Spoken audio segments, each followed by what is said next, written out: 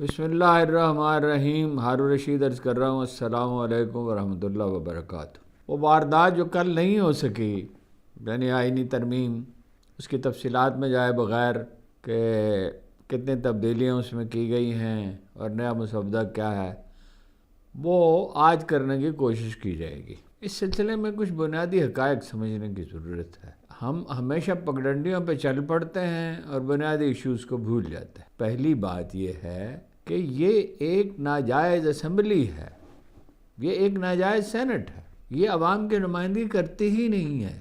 8 فروری کو جو الیکشن ہوئے تھے، اس کے بعد سے پختونخوا میں تو سینٹ کے الیکشن ہی نہیں ہوئے، تو ایک صوبے کی نمائندگی ہی نہیں ہے۔ اور جو اس لحاظ سے اس وقت اہم ترین صوبہ ہے کہ وہاں لوگ سب کے سب اور نہایت پرجوش طریقے سے، پنجاب کی طرح نہیں، پنجاب میں بھی 2/3 بلکہ 3/4 اکثریت مل سکتی ہے پی ٹی آئی کو، وہاں تو کسی اور پارٹی کا کوئی وجود ہی نہیں ہے رائے عامہ میں، کہیں کہیں کوئی نشست ہو سکتی ہے۔ وہاں سینٹ کے الیکشن نہیں ہوئے۔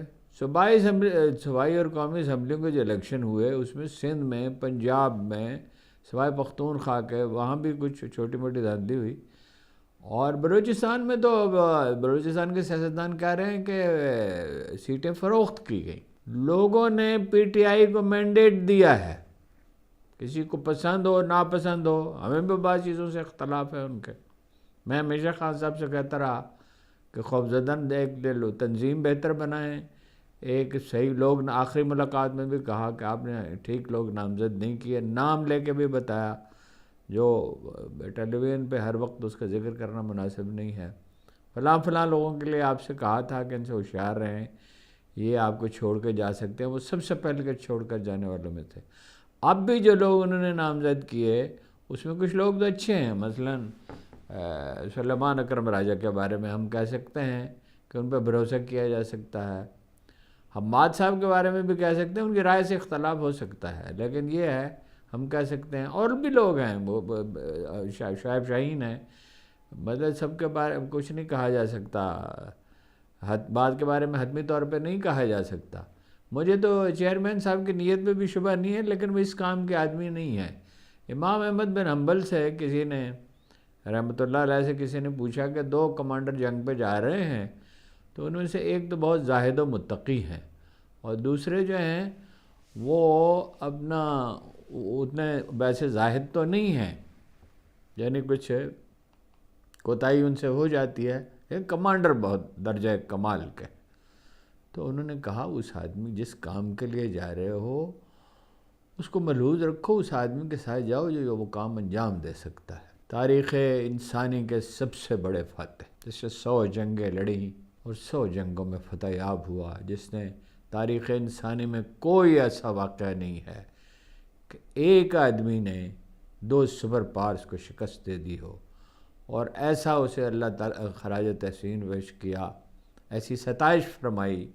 خراج تحسین تو رسول اللہ صلی اللہ علیہ وسلم کو باب میں صحیح لفظ نہیں ہے، ایسی تحسین فرمائی جناب خالد بن ولید کی، جنہیں مسلمانوں نے میدان جنگ میں خود منتخب کیا تھا۔ رسول اللہ نے جو کمانڈر منتخب کیے تھے رومیوں کے ساتھ جنگ میں، وہ تو تینوں شہید ہو گئے تھے، اور آپ فرما رہے تھے مدینہ میں بیٹھے ہوئے کہ اس وقت فلاں شہید ہو گیا، فلاں شہید ہو گیا، فلاں، اور اب تلوار جو ہے فرمایا کہ اللہ کی تلواروں میں سے ایک تلوار کے ہاتھ میں ہے، اس لیے اس کے بعد انہیں ہمیشہ سیف اللہ کہا گیا، اللہ کی تلوار۔ اور وہ اس کلک کے ساتھ دنیا سے اٹھے کہ انہیں شہادت نصیب نہ ہو سکی، جان ہتھیلی پہ لیے پھرتے تھے۔ ایک ان کا پہلو یہ تھا، اور دوسرا یہ تھا موت کا خوف ان کے دل میں کہیں جاگزیں ہی نہیں تھا۔ بہت میرا دل چاہتا کبھی کسی وقت ایک پورا پروگرام ان پہ کروں۔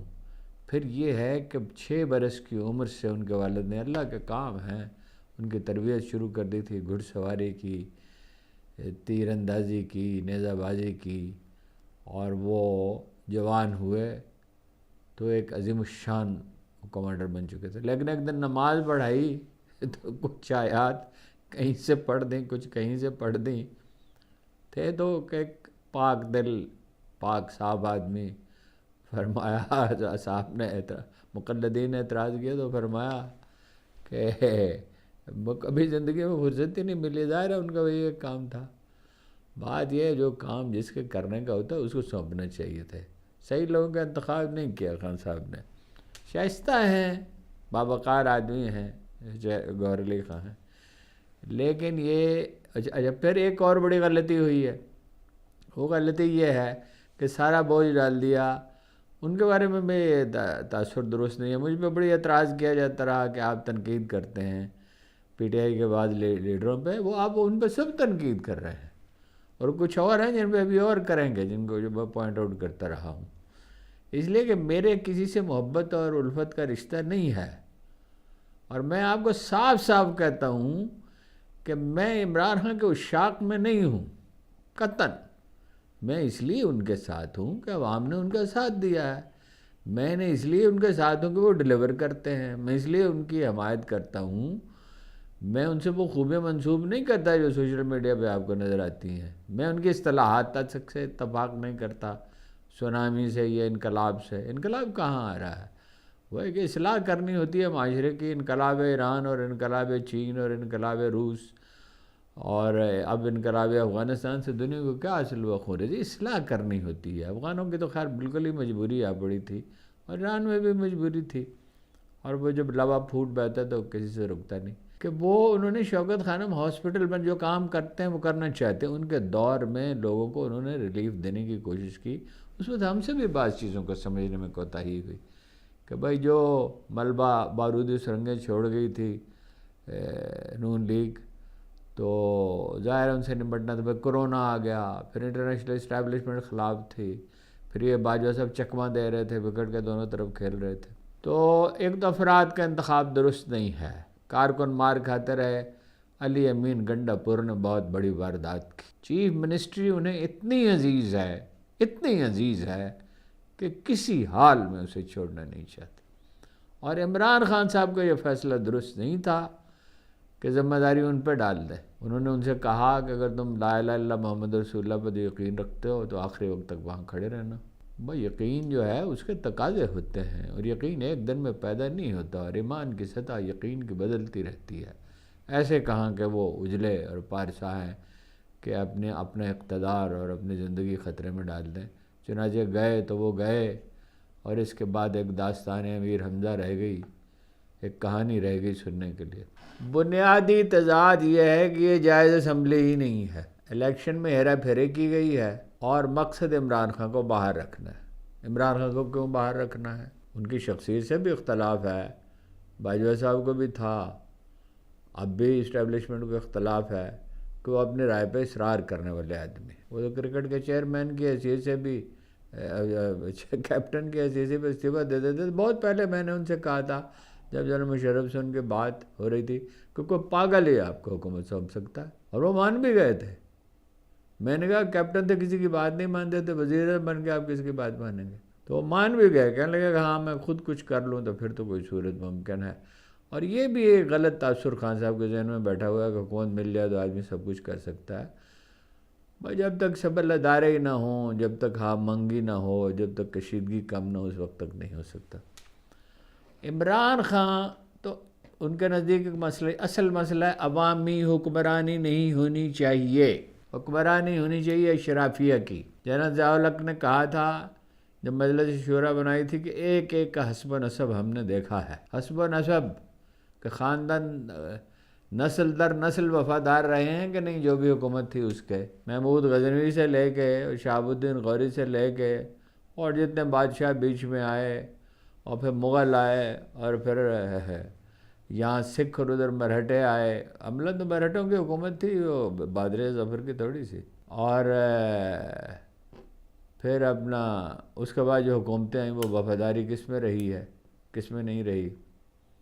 وفادار طبقہ چاہیے امراء کو، سو کالڈ اشرافیہ کو وفادار لوگ چاہیے، اور وہ مراعات چاہیے، وہ مراعات اسٹیبلشمنٹ کے لوگوں کو چاہیے، وہ مراعات صنعت کاروں کو چاہیے، وہ مراعات پولیٹیکل لیڈروں کو چاہیے، 100-150 گاڑیوں کو پروٹوکول چاہیے، کرپشن کے مواقع چاہیے، عوام کا خون چوس کر شاندار زندگیاں، آسودہ زندگیاں گزارنی ہیں۔ یہ ہے اصل مسئلہ۔ کل جو کھیل نہیں ہو سکا تھا، اور رات کو تو مجھے کہا گیا دوستوں کی طرف سے جو تجزیہ تم نے کیا ہے یہ تو بالکل ہی غلط ثابت ہو جائے گا، ابھی تھوڑی دیر میں ترمیم منظور ہو جائے گی۔ میں نے کہا اندازہ تو غلط ہو سکتا ہے، لیکن دیکھتے ہیں ترمیم منظور ہو جاتی ہے تو دوسرا بھی لاک کریں گے۔ وہ ترمیم تو منظور نہ ہو سکی، کیوں نہیں ہو سکی؟ جیمرز لگا دیے گئے تھے اور سیکورٹی سخت کر دی گئی تھی اور کیمروں کا استعمال ممنوع قرار دے دیا گیا تھا، اور کوئی کسی کو فون تک نہیں کر سکتا، وہاں سے اطلاع ہی نہیں دے سکتا تھا۔ وہ جو چنے گئے تھے لوگ کچھ پی ٹی آئی کے اور اختر مینگل کے لوگ بھی، اطلاع یہ تھی کہ مل گئے ہیں حکومت سے ان کا منع کرنے کے باوجود۔ اور روپے میں بڑی طاقت ہوتی ہے بھائی، اور اقتدار میں کسی کو وزیر بھی بنایا جائے گا اور ملک کے اندر یا ملک کے باہر اس کو یعنی اس کے اکاؤنٹ میں پیسے بھی جمع کرا دیے جائیں گے۔ تو سب لوگ تو ایسے نہیں ہوتے۔ ویسے تو میں حیران ہوں کہ بہت عظیم اکثریت نے اس ٹیمپٹیشن کو مسترد کیا ہے، اور پی ٹی آئی کے ساتھ بھی وفادار رہے، جمعیت کے لوگ بھی زیادہ تر وفادار ہی رہے، اگرچہ اب اندیشہ ہے۔ اور جب وہ نہیں رہے، انہوں سے بعض تو مولانا نے یہ کہا کہ ان کی رکنیت ختم کر دیں گے اور یہ طوفان ایک لے کے آئیں گے۔ ان کی پارٹی کے ایک لیڈر نے کہا ہم کوشش کریں گے 15 لاکھ لے کے آدمی یہاں آئیں، یعنی 15 لاکھ تو نہیں، خیر اگر وہ 2-3 لاکھ آدمی لے کے آ جاتے ہیں جو وہ لا سکتے ہیں۔ ان کے مکتب فکر کے لوگ جو ہیں اس وقت وہ چارجڈ ہیں، متحرک ہیں بہت۔ مقصد یہ ہے جو 1947 سے ہم نے آزادی حاصل کی تھی، اس وقت انگریز تھے، اب انگریزوں کی جگہ کچھ اور لوگوں نے لے لی ہے، لوگوں کو ان کے حقوق نہیں دینے چاہتے۔ اس کی علامتیں کیا ہے؟ پولیس کبھی انصاف نہیں کرے گی کسی عام آدمی کے ساتھ، 1200 لوگوں کے لیے، حکومتوں کے لیے کام کرے گی، اشرافیہ کے لیے کام کرے گی، صنعت کاروں کے لیے کرے گی، حکمران پارٹیوں کے لیے کرے گی، رئیسوں کے لیے، رئیس زادوں جیسے ہمیشہ کرتی ہے۔ عوام پہ جب بھی ضرورت ہوگی چڑھ دوڑے گی، اور بے رحمانہ جیسے ابھی پنجاب کالج کا معاملے میں ہوا۔ وہ تنازع الگ ہے، وہ قصہ کیا ہے، وہ تو ہمیشہ میں کہتا ہوں تحقیقات صاحب سے لوگوں کے سر پھاڑنے کی ضرورت کیا پڑی تھی، اور لوگوں کی اتنی گرفتاریوں کی کیا ضرورت ہے؟ 250 آدمی تو صرف یہاں گرفتار کیے گئے راولپنڈی میں۔ مقصد یہ ہے عمران خان کا راستہ روکنا، اور زیادہ بعض الفاظ میں راستہ روکنا سلطانی جمہور کا۔ یہی وہ جمہوریت ہے جس کے بارے میں اقبال نے کہا تھا، لوگ اقبال میں تضاد تلاش کرتے ہیں، تضاد نہیں ہے، تنوع ہے، کہ جمہوریت ایک طرز حکومت ہے کہ جس میں بندوں کو گناہ کرتے ہیں، تولا نہیں کرتے۔ اور ان کا ایک فارسی کا شعر ہے کہ گریز از طرز جمہوری نظام پختہ کار شو کہ از مغز دوست خر فکر انسان نمی آئے، کہ جمہوریت سے گریز کرو اور ایک کوئی پختہ تر نظام لاؤ، یعنی یہاں کا اپنا ماڈل ہونا چاہیے۔ اسے ڈاکٹر جاوید اقبال اور ان کے فرزند، جن کی کتاب علامہ پہ سب سے بہتر ہے، اگرچہ بعد میں ان کے نظریات بدل گئے تھے، وہ زندہ رود ہے، ایک زندہ ندی، تو اس میں انہوں نے ایک اصطلاح استعمال کی روحانی جمہوریت۔ اقبال ایک روحانی جمہوریت چاہتی ہے، معاشرے کی اخلاقی اصلاح اور اخلاقی علمی اعتبار سے معاشرہ زندہ ہو، قوم زندہ ہو۔ یہی قائد اعظم بھی یہی چاہتے تھے۔ قائد اعظم نے بھی کہا تھا کہ کمیونزم کا اور سرمایہ داری کا جو نظام ہے ہمیں قبول نہیں ہے، ہم اسلامی معاشی نظام قائم کرنا چاہتے، اور اسٹیٹ بینک کی افتتاحی تقریب میں کہا تھا اس سے زیادہ، اور ڈانٹ کر کہا تھا جب اس نے کہا کہ امید ہے اکبر اعظم کے راستے پر آپ چلیں گے، یعنی سیکولرزم کے راستے پہ، تو قائد اعظم نے ڈانٹ کر کہا تھا بڑی سخت آواز میں، وہ شیکسپیئر کے ڈراموں کے کردار کی طرح وہ بات کرتے تھے، بالکل کلیئر اور واضح اور الفاظ پہ زور دے کے، کہ جمہوریت ہم نے 1400 سال پہلے سیکھ لی تھی۔ ایک جمہوریت وہ ہے جو اخلاقی تقاضوں کے مطابق ہے، جو روحانی تقاضوں کے مطابق ہے، جو قرآن مجید سے ہم مانگ ہے۔ 101 تقریروں میں قائد اعظم نے حوالہ دیا ہے قرآن کریم کا، اور دستور کے حوالے سے اعتبار سے۔ کوشش آج کی جائے گی، یہ کامیاب ہوتی ہے یہ نہیں، سینٹ کی حد تک تو شاید وہ بندوبست کر چکے ہیں۔ اب وہ جن لوگوں نے اپنی پارٹیوں سے بے وفائی کی، اگر غداری کا لفظ استعمال نہ کیا جائے، ان میں سے بعض جھجک کا شکار ہو سکتے ہیں، وہ کہہ سکتے ہیں کہ ہمیں ایکسپوز نہ کرو، اس لیے کہ باقی زندگی تو ان کی ایسی گزرے گی۔ وہ جو میر صادق تھا، یہ جعفر تھا سراج الدولہ کا جو تھا کمانڈر، تو اس کا مکان جو ہے وہ بھوتوں کا اب مسکن ہے، اسے اجڑی حویلی کہتے ہیں۔ اور جو ٹیپو کے ساتھ جن لوگوں نے بے وفائی تھی، میر غلام علی لنگڑا سمیت اور میر جعفر سمیت، ان کو کس نام سے یاد کیا جاتا ہے؟ بات یہ ہے کہ لڑائی میں اونچ نیچ ہوتی رہتی ہے، ایسے وقت آتے ہیں جیسے نواز شریف نے کہا لڑائی میں اونچ نیچ ہوتی رہتی ہے، انڈیا کے ساتھ تعلقات ٹھیک کرنے چاہیے، کشمیری قتل ہوتے رہیں، پاکستان میں دہشت گردی کرتا رہے انڈیا، تحقیر تذلیل کرتا رہے۔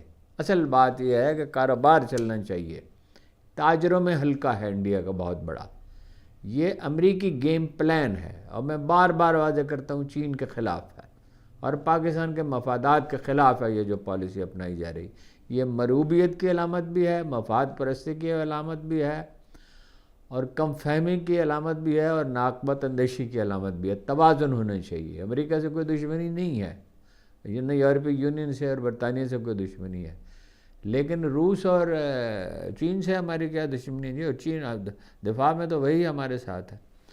اگر آج ترمیم منظور ہو جاتی ہے، دیکھیے ڈھنگ کی بات انہوں نے کہی ہے، جو سب سے اہم بات کسی نے کہی، لیکن نقار خانے میں طوطی کی آواز کون سنتا ہے، وہ امیر جماعت اسلامی نعیم الرحمن نے کہی کہ ڈیٹیچ کر لینا چاہیے جمعیت علماء اسلام کو اور تحریک انصاف کو، اور ان مذاکرات کا حصہ نہیں بننا چاہیے، اس لیے وہ منمانی کرنے پر تلے ہوئے ہیں، اور بعض رہتے تو مولانا بھی دینے کے لیے تیار ہیں۔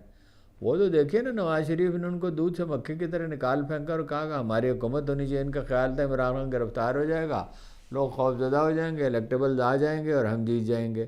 وہ جیتنا تو خاک تھا، انہوں نے خود نواز شریف صاحب ہار گئے، شہباز شریف صاحب ہار گئے، مریم نواز ہار گئی، ایک جعلی حکومت بنانا پڑی۔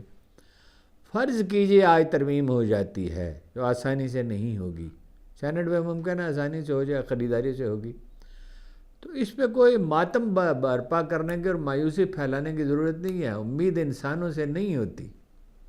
جنگ احد میں کیا ہوا تھا؟ دندان مبارک شہید ہوئے رسول اللہ صلی اللہ علیہ وسلم کے، ان کا زمین خون جو ہے وہ نکلا اس ہستی کا جس سے زیادہ کوئی کائنات میں کبھی کوئی پروردگار کو عزیز نہیں رہا۔ کیا بعض جنگیں ہیں جس میں صحابہ کی بڑی تعداد شہید ہوئی؟ یہ نہیں ہوتا۔ امیدیں اللہ تعالیٰ سے ہوتی ہے، بندوں سے نہیں ہوتی۔ اگر آپ اصولوں سے جڑے رہتے ہیں، جیسے رسول اللہ کی امت قائد اعظم جڑے رہے، قائد اعظم کی کیا حیثیت ہے؟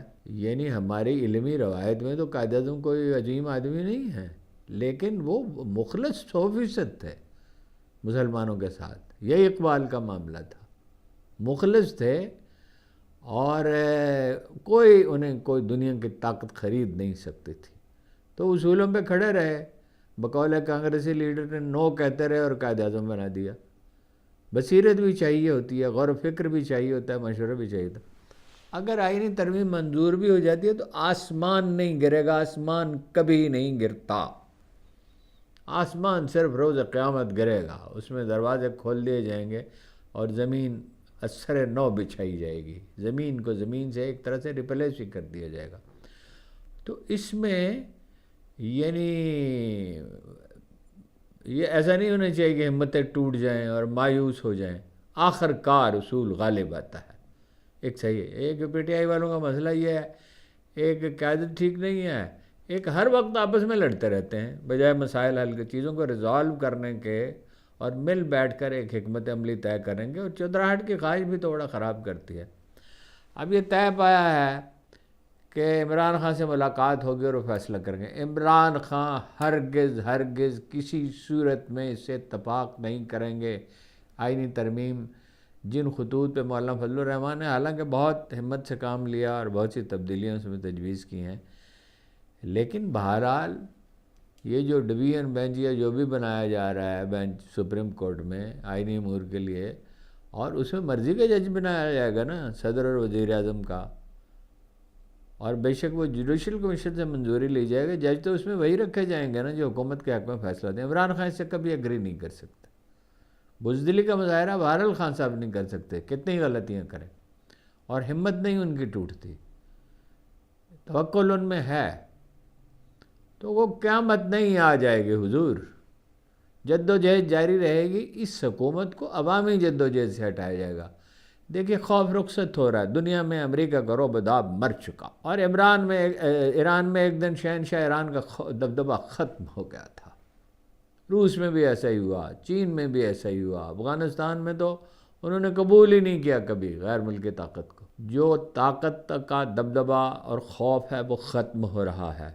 دیکھیے کون سے طبقات ناراض ہیں، کسان ناراض ہیں، گندم گئی، چاول مکئی کی فصل تباہ ہوئی، چاول کی بھی 40% قیمت کم ہے۔ تو اس صورتحال میں اور کاروبار ہو نہیں رہا، اور امن نصیب نہیں ہو رہا، اور استحکام آ نہیں رہا۔ یہ شیخ چلی کے جو خواب دیکھ رہے ہیں نا، معاشی استحکام حاصل ہو جائے گا، میں نے رات آپ سے عرض کیا 5 غریب ترین ملکوں میں پاکستان شامل ہو گیا، کوئی قیامت نہیں آئے گی۔ صبر و تحمل کے ساتھ 3 سال تو رسول اللہ صلی اللہ علیہ وسلم پہ وحی نہیں اتری تھی، طائف سے وہ گزرے، احد سے وہ گزرے، کب مسلمانوں کا معاشی حالات جا کے ٹھیک ہوئے حضرت عمر کے زمانے میں؟ تو کوئی قیامت نہیں آ جائے گی۔ یہ جو مین سٹریم میڈیا ہے یہ تو بکا ہوا میڈیا ہے، اور اس کے محدود مفادات ہیں، بکا ہوا نہ بھی کہیں تو محدود مفادات ہیں، اور یہ میڈیا ہے ہی نہیں۔ سوشل میڈیا میں بھی بہت خرافات ہے، جھوٹ بہت ہے، کہانیاں کیا چرائیاں بہت ہیں، مبالغہ رائی بہت ہے۔ یعنی ایک بہت بہادر اور باہمت غیر معمولی طور پر لیڈر کا تو کردار ادا کیا ہے عمران خان نے، لیکن ساری امیدیں عمران خان سے وابستہ کر لینا، اداروں کی تعمیر کی بات ہی نہ کرنا، اور پارٹی کی تنظیم کی بات ہی نہ کرنا، اور لیڈر کی بجائے مرشد کہنا، قائد اعظم ہوتے کبھی اس کی اجازت نہ دیتے۔ صحیح خطوط پہ سوچیں، اور عوامی جدوجہد جاری، اور عوامی جدوجہد نہیں رک سکتی، عوامی تحریکیں مرا کرتی ہی نہیں ہیں، یہ کبھی تاریخ میں ہوا ہی نہیں ہے۔ جب لوگوں میں بیداری پیدا ہو جائے، یہ 21ویں صدی ہے، بیداری پیدا ہو جائے تو ناکامی کا کوئی سوال نہیں ہے۔ رہی دیر یا سویر، اللہ بہتر جانتا ہے یا ہم جانتے ہیں۔ یہ وہ آزمائش سے انسانوں کو گزارتا ہے، ان کی صلاحیتیں سیکل ہوں اور ان کی کیپیسٹی بلڈنگ ہو۔ یہ حکومت نہیں رہے گی، اس کا کوئی سوال ہی پیدا نہیں تھا۔ تمام کرائن، یہ ہم غیب نہیں جانتے، لیکن تمام کرائن پولیٹیکل سائنس تو تھوڑی بہت ہم سمجھتے ہی ہیں نا۔ ہم نے عوامی تحریکوں کو تو دیکھا ہے ایوب خان کے زمانے سے لے کے آج تک۔ تو اس میں مردہ ہونے کی اور گھبرانے کی، پریشان ہونے کی بات نہیں ہے۔ مولانا فضل الرحمان کو اپنی پارٹی کے، انہوں نے قابل تحسین کردار ادا کیا، اپنی پارٹی کے مفادات کو محفوظ رکھنا ہے۔ اختر مینگل صاحب کو بھی اپنی پارٹی کے مفادات کو محفوظ رکھنا ہے، اور انڈیویجولز ہیں جو بے وفائی کے مرتکب ہوں گے۔ ہمارا درد سر نہ عمران خان ہے نہ پی ٹی آئی، ہمارا درد سر ہے اچھی پولیس، اچھی عدلیہ، اچھی مقننہ، ایک عام آدمی کے لیے معاش کا حصول اس کی صلاحیتوں کے مطابق، ایک جدید نظام، بالکل ماڈرن نظام۔ آئی ٹی میں وہ انڈیا $160 بلین کما رہا ہے، ہم $2-3 بلین کا کمال ہے یار۔ یہ زیادہ ذہین قوم سمجھی جاتی ہے۔ 30 برس تک ہم معیشت میں ان سے آگے رہے، اور جب یہ آ گئے جمہوریت والے سو کارڈ، اصل میں یہ جمہوریت ہے ہی نہیں، تو ہم پیچھے رہ گئے۔ پاکستان کا مستقبل منور ہے، پاکستان دفاعی اعتبار سے آج اس قابل ہے کہ انڈیا اس پر حملہ کرنے کا سوچ بھی نہیں سکتا۔ آپ کو حیرت ہوگی کہ ہماری بحریہ اور فضائیہ بھی ان سے بہتر ہے، بری فوج تو بہتر ہے ہی، اگر وہ سیاست میں ملوث نہ ہو اس کی قیادت۔ پاکستان کو کوئی خطرہ لاحق نہیں ہے، یہ مشکل دن ہیں، یہ گزر جائیں گے۔ وہ امپارٹنس، لینیو تانگ نے کہا تھا امپارٹنس آف لیونگ پہ، جو سب سے بڑی اتھارٹی سمجھا جاتا ہے، زندگی کس طرح بسر کرنی چاہیے، رہنے سہنے، کھانے پینے، لباس، مکان۔ اس نے کہا تھا سرما کے دن، سرما اور غربت کے دن، سرما کی چاندنی اور غربت کے دن جب بیت جاتے ہیں تو بہت دلکش لگتا ہے۔ انہی آزمائشوں سے گزر کر قوم بنتی ہے۔ قائد اعظم نے کہا تھا 100 سال سے پہلے قوم نہیں بنتی، یہ امریکی تاریخ بتاتی ہے۔ برطانیہ کو تو اس سے بھی بہت زیادہ عرصہ لگ گیا، انڈین تو 1000 سال غلام رہے۔ مایوسی کی کوئی بات نہیں ہے، امید برقرار رکھیں، امید اللہ سے ہوتی ہے۔ بدترین چیز جس چیز کو کہا گیا، قرآن مجید میں کہا گیا ہے، وہ ہے کہ آدمی مایوس ہو جائے۔ تو میں کس چیز نے اپنے اتنے مہربان رب کے بارے میں دھوکے میں ڈال رکھا ہے؟ ہم اپنی خود تنقیدی بھی کرنی چاہیے تھی، پی ٹی آئی کو بھی کرنی چاہیے، اور لوگوں کو بھی کرنی چاہیے، اور جو لوگ گندی گالیاں بکتے ہیں حکومت کو یا جنرلوں کو، انہیں بھی اپنے گریبان میں منہ ڈالنا چاہیے۔ گالیوں سے انقلاب آیا کرتے ہیں کیا؟ انقلاب دلیل سے آتا ہے۔ آپ کے پاس تو ہزاروں دلائل ہیں، آپ کے پاس تو بنیادی دلیل ہے، عوام کو ان کے حقوق دیے جائیں اور انصاف دیا جائے، اور اشرافیہ ٹیکس دے جو کھا جاتی ہے، اور وہ بھی کھا جاتی ہے، ٹیکس بھی کھا جاتی ہے، مراحت بھی لے لیتی ہے $17 بلین کی۔ کوئی مایوسی کی بات نہیں ہے، پاکستان کا مستقبل منور ہے۔ عمران خان نہیں مانیں گے، سوال ہی پیدا، رائے عامہ تسلیم نہیں کرے گی، اور جب رائے عامہ تسلیم نہیں کرے گی تو وہ تو آہنی دیوار توڑ ڈالی تھی لوگوں نے کمیونزم کی، تو پاکستان میں انشاءاللہ اچھے دن آئیں گے۔ وہ آج ہوتا ہے، کل ہوتا ہے، 2-4 مہینے کے بعد ہوتا ہے، یہ لوگ نہ ڈلیور کر سکتے ہیں۔ کرپٹ سیاستدان کیا ڈلیور کریں گے جی؟ نہ یہ لوگ ڈلیور کر سکتے ہیں، نہ انہیں کبھی رائے عامہ کی تائید حاصل ہو سکتی۔ نواز شریف کا عرصہ سیاست ختم ہوا، زرداری صاحب کا ختم ہوا، اس طرح کے جتنے لوگ ہیں، ایم کیو ایم جو ہے فلاں ہو چکی ہے، اس کو مصنوعی طور پہ زندہ رکھا ہوا ہے۔ فتح انشاءاللہ جو ہے وہ اصولوں کی ہوگی، انصاف کی ہوگی۔ صرف یہ ہے کہ راستہ حکمت اور تدبیر کا اور اولو العزمی کا اختیار کرنا چاہیے۔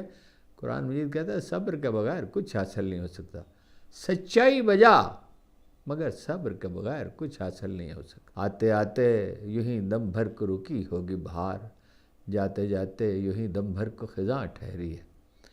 کوئی جد و جہد جو خلوص سے کی جائے وہ رائے گاہ نہیں ہوتی۔ لوگوں نے بڑی قربانیاں دی ہیں، یہ قانون ہی نہیں ہے اللہ تعالیٰ کا کہ اخلاص سے کی جانے والی جد و جہد جو ہے وہ رائے گاہ ہو جائے۔ ممکن ہے آپ کو لگے کہ میں آج بات زیادہ کر رہا ہوں، تجزیہ کم کر رہا ہوں، لیکن میں ضروری سمجھا کہ سارے نکات آپ پہ واضح کر دوں۔